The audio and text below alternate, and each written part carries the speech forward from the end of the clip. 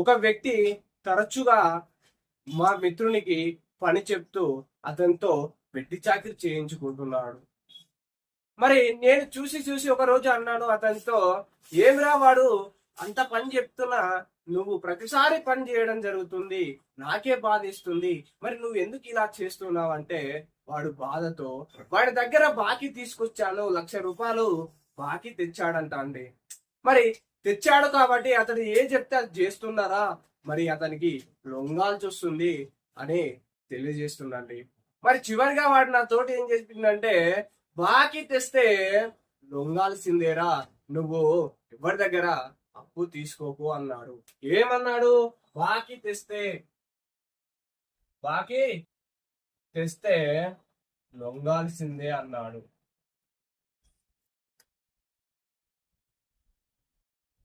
మరి ఈ బాకీ తెస్తే లొంగాల్సిందే అనే దాంట్లో ఫస్ట్ 5 అక్షరాలు ఏవైతే ఉన్నాయో, ఈ బాకీ తెస్తే లొంగాల్సిన దాంట్లో ఢిల్లీ సామ్రాజ్యాన్ని పరిపాలించినటువంటి రాజ్యవంశాల గురించి తెలుస్తుంది అండి.